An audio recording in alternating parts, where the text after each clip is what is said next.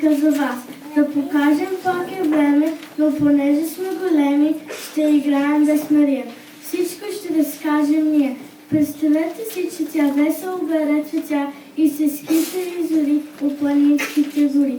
Вие китка оттинтява и с птички се надпява, с песни и танци то се знае, тази пиеса се игра.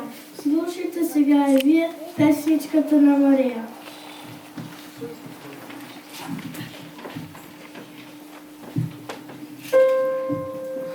О,